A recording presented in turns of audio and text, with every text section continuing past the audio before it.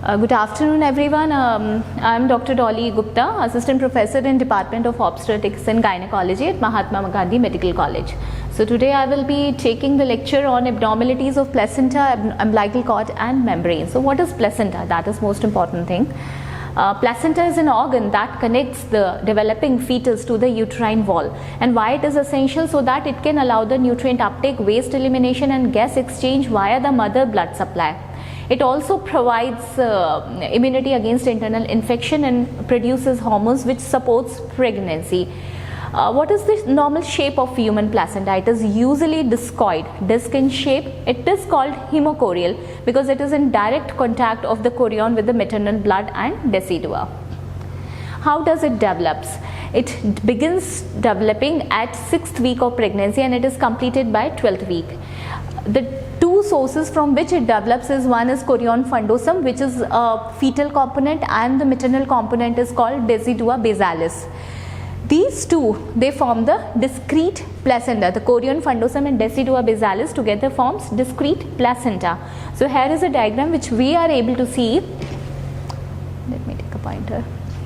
So this is a uterus where this is a myometrium, and the endometrium of the pregnant uterus is known as decidua basalis. So here where this placenta has been encoded, and three types of decidua is there. One is basalis where the fetus is encoded, one is capsularis which is covering the developing fetus, and one is parietalis which is covering the rest of the uterine cavity.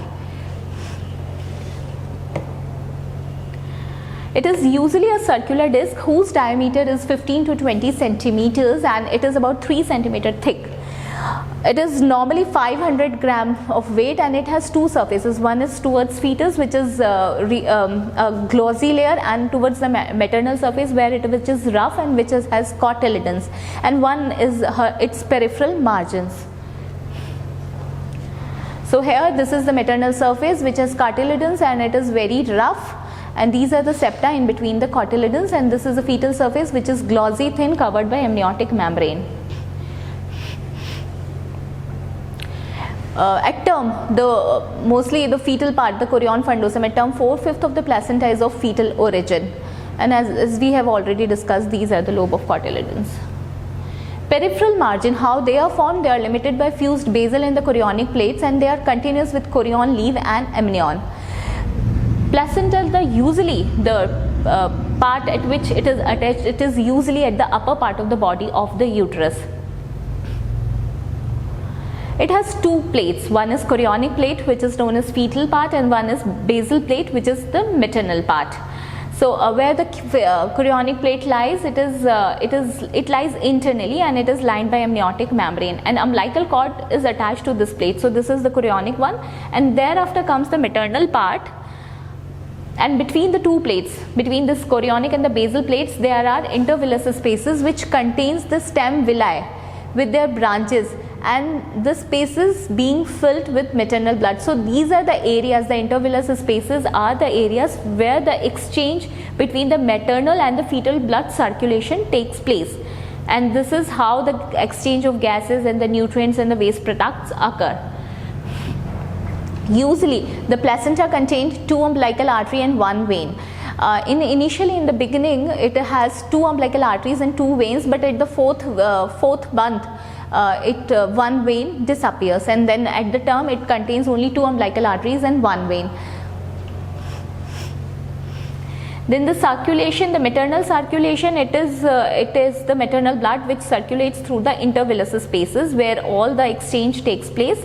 Mature placenta has the volume of around 500 ml. Fetal placental circulation, two umbilical arteries are there which carries the impure blood, the deoxygenated blood from the fetus to the maternal placenta, and they enter the chorionic plate underneath the amnion, and maternal fetal blood stream flows side by side, but they are in opposite direction, like fetus are going towards the maternal side and the maternal one is coming towards the fetus side.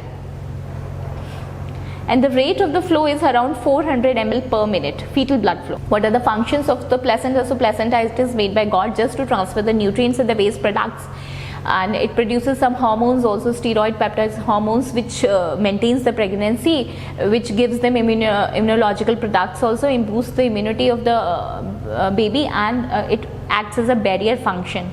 So sometimes a few infection that we doesn't like to cross the blood, this placental barrier doesn't go to the fetus, and few infection crosses through the placenta.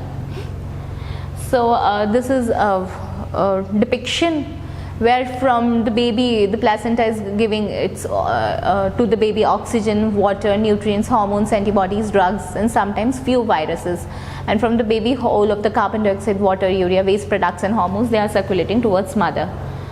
How does the fetal membrane? So there are two membranes, one is chorion and one is amnion, and as per these we classify the twins also, the multiple pregnancy also, diamniotic, dichorionic and monoamniotic, monochorionic, and all the four variations that we have in multiple pregnancy. So chorion is the outer membrane, and it represents the remnant of chorion leaf and ends at the margin of the placenta.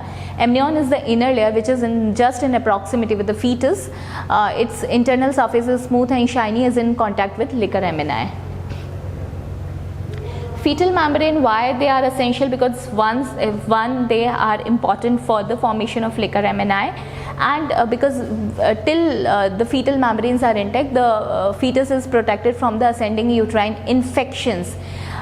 Because they make a bag around the fetus, so that's why they facilitate dilatation of the cervix during labor, because during labor this bag pushes the cervix, and they make a pressure over the cervix, which facilitates the dilatation.